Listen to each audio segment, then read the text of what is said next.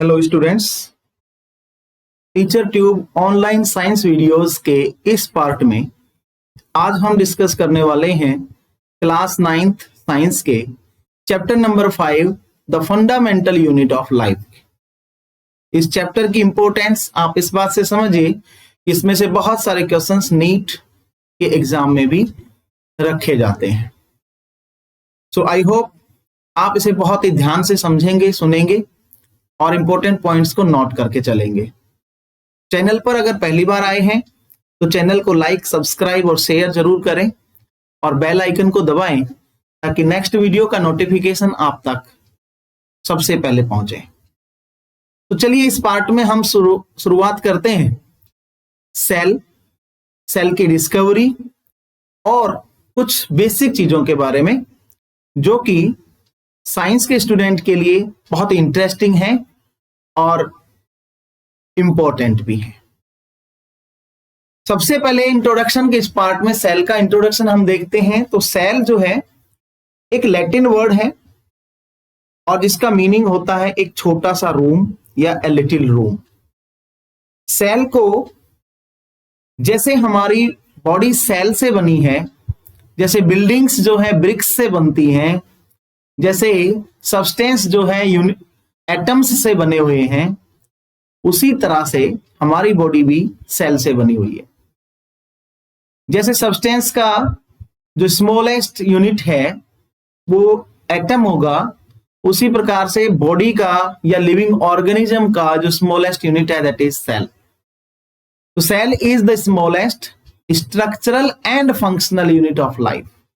अब इसे structural and functional unit of life क्यों कहते हैं ये हम आगे समझेंगे।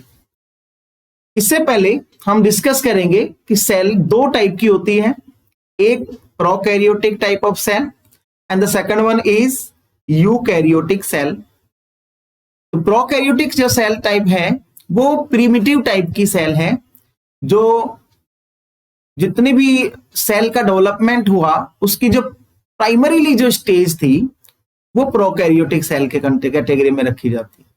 उसके बाद सेल में बहुत सारे इवोल्यूशन हुए, बहुत सारे एडेप्टेशंस हुए, नई नई यूनिट्स बनी और उनके बेस पर आज जो हम सेल देखते हैं, whether it is a plant cell और मे बी एनिमल सेल, ये सभी यूकैरियोटिक सेल्स हैं। तो structural and function unit of life इसे कहते हैं। इसके अलावा cell is the fundamental unit of life भी होती है। अब इसे क्यों कहते हैं ये वीडियो के आगे के पार्ट्स में हम समझेंगे। सबसे पहले जो सेल को देखा गया वो कॉर्क की स्लाइस में देखा गया और एक साइंटिस्ट जिनका नाम आप कमेंट बॉक्स में कमेंट करें, एक साइंटिस्ट जो अपने लैब में काम कर रहे थे, उन्होंने कॉर्क की एक पतली सी स्लाइस में ये चैम्बर जो है इनका ऑब्जर्वेशन किया और इन चैम्बर्स का ऑब्जर्व करने के बाद उनके दिमाग में आया कि something very specific thing is there, something very particular thing is there, और इस चैम्बर का नाम उन्होंने दिया सेल, जो बाद में चलकर हमारी सेल जिसे हम कह रहे हैं वो सेल के रूप में जानी जाती है। तो कुछ हिस्ट्री, कुछ important facts of discovery of cell and its organelles, उसके बारे में हम यहां देखते हैं। सबसे पहले हम देख रहे हैं कि सेल की जो डिस्कवरी है रॉबर्ट हुक नाम के साइंटिस्ट ने 1665 में की। जब वो कॉर्क सेल को देख रहे थे तो उन्होंने सबसे पहले सेल को देखा और उन्हें चैम्बर, स्मॉल चैम्बर के फॉर्म में देखा।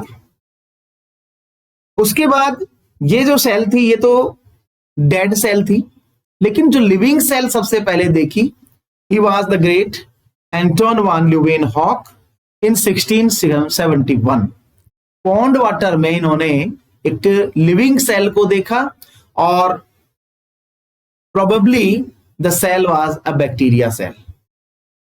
तो ये कुछ शुरुआती डिस्कवरीज थी जिनके बेस पर आगे बेस बना ताकि सेल की तरफ और ज्यादा इंटरेस्ट से और ज्यादा एक्सप्लोर इसे किया जाए और ज्यादा अच्छे इंस्ट्रूमेंट के साथ में सेल को ऑब्जर्व किया जाए और नई नई चीजों की जानकारी आगे बनाई जाए। लेकिन पहली नई जानकारी आने में देखिए बहुत साल लग गए।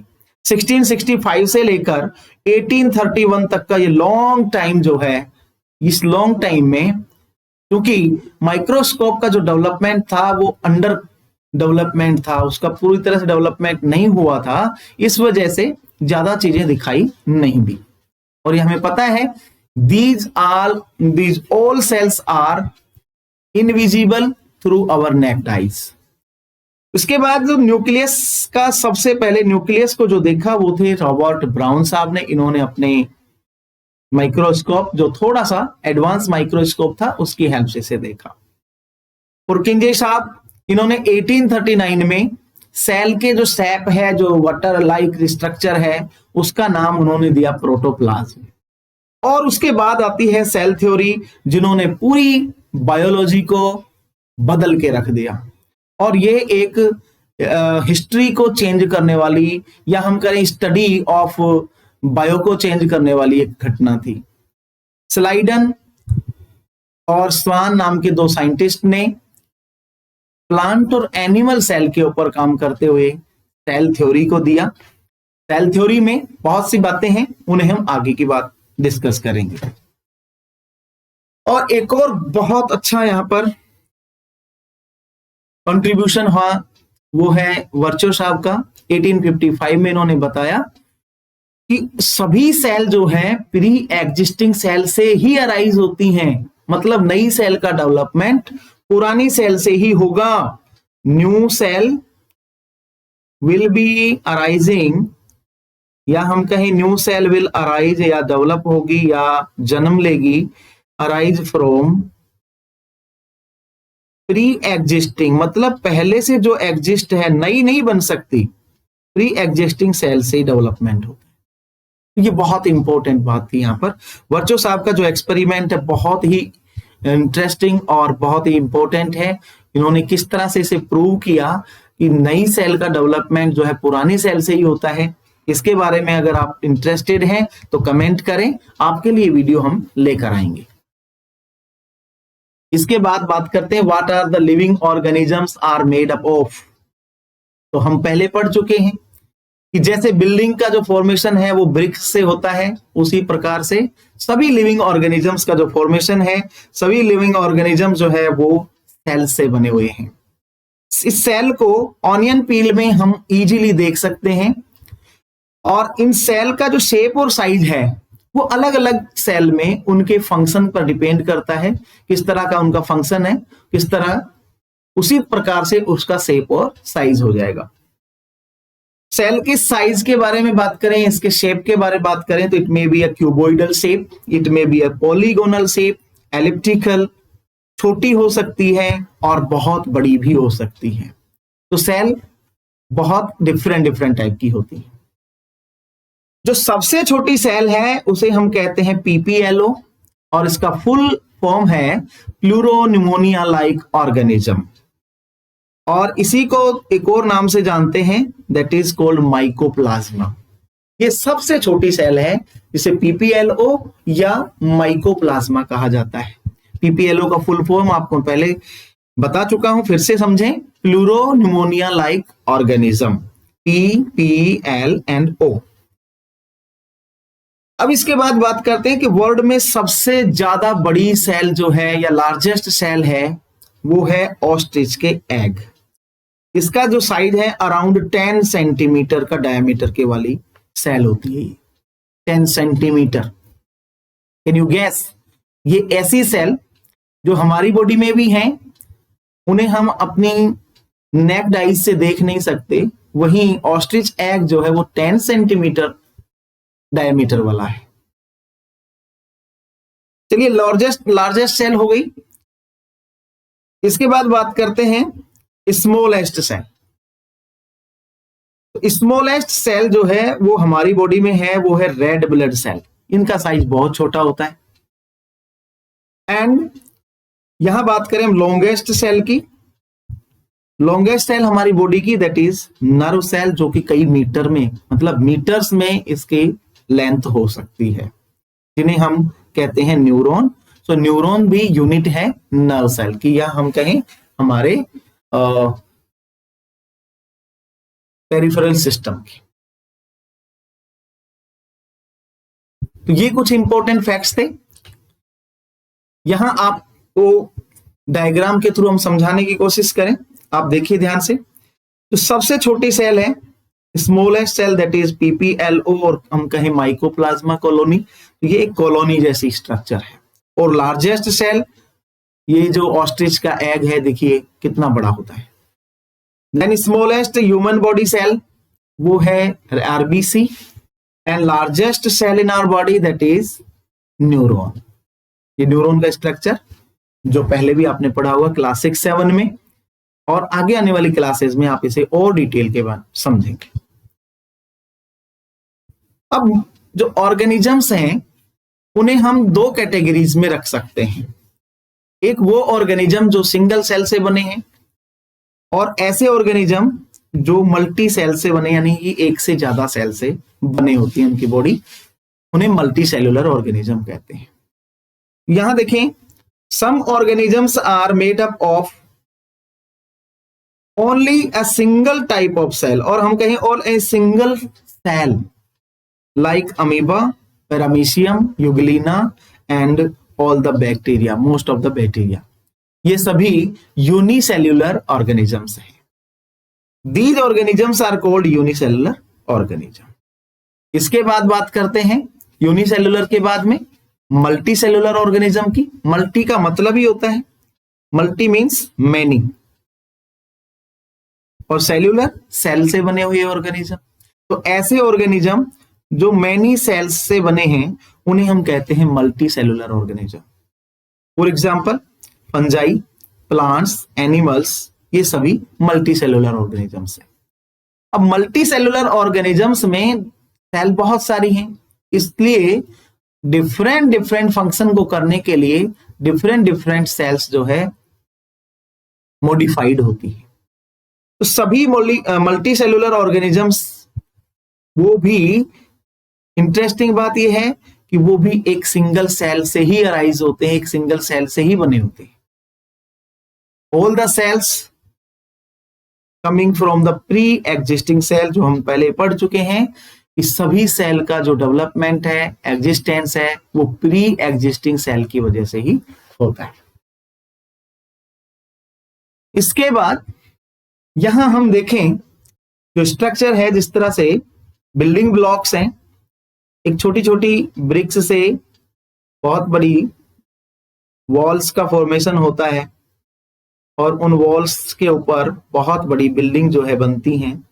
उसी तरह से हमारी बॉडी में जो बिल्डिंग ब्लॉक्स हैं उन्हें हम कहते हैं सेल्स। अब सेम टाइप की सेल्स मिलकर सेम टाइप मतलब स्ट्रक्चर एंड सेम फंक्शन, जिनका फंक्शन ऑलमोस्ट सेम होता है और जिनका स्ट्रक्चर भी एक दूसरे के समान होता है, वो सभी मिलकर एक ग्रुप बनाती हैं, and this group is called tissue. अब बड़ा इंटरेस्टिंगली, जितने टिश्यूज हैं उसमें से भी सेम टाइप के टिश्यू फिर से ग्रुप बनाते हैं, और उनका फंक्शन भी सेम होगा। तो ऐसे सेम फंक्शन और सेम टाइप, सेम स्ट्रक्चर वाले जो टिश्यूज हैं वो फिर से ग्रुप बनाते हैं, and that forms the organs. और ऑर्गन्स से डेवलप होता है सिस्टम, और सिस्टम से बनती है हमारी बॉडी। तो ये था कंस्ट्रक्शन ऑफ ए बॉडी। अब सेल जो है, इसे हम स्ट्रक्चरल एंड फंक्शनल यूनिट क्यों कहते हैं, ये आपके समझ में आ गया हो। स्ट्रक्चरल यूनिट, सबसे पहले हम देखें कि सेल को स्ट्रक्चरल यूनिट क्यों कहते हैं। तो इसको स्ट्रक्चरल यूनिट इसलिए कहते हैं क्योंकि स्ट्रक्चर में ये स्मॉलेस्ट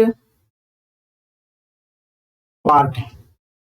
ह्यूमन बॉडी की स्ट्रक्चर में ये सबसे छोटा पार्ट है, और ये इंडिविजुअल पार्ट है, प्लस इसमें बहुत सारी फंक्शंस होते रहते हैं। बहुत सारे function like respiration, digestion, excretion, ये सारे फंक्शन एक सिंगल सेल में भी होते हैं, and that is why the cell is called functional unit. Cell से बॉडी का फॉर्मेशन हो रहा है, इसलिए इसे हम स्ट्रक्चरल यूनिट कहते हैं। और fundamental life unit of life क्यों कहते हैं? क्योंकि लाइफ के लिए जो बेसिक एक्टिविटीज हैं, जो फंडामेंटल एक्टिविटीज हैं, वो सभी सेल में कंप्लीट हो रही हैं। इसीलिए इसी वजह से सेल को हम फंडामेंटल यूनिट ऑफ लाइफ भी कहते हैं। कुछ स्मॉलेस्ट टाइप की यूनिट यूनिसेलुलर ऑर्गेनिज्म देखिए, अमीबा, पैरामीशियम एंड यूग्लिना को हम देख रहे हैं। अमीबा जो कि हेटेरोट्रॉप्स है, यूग्लिना जो है ऑटोट्रॉप में आता है, एंड पैरामीशियम ये भी ऑटोट्रॉप्स में आता है।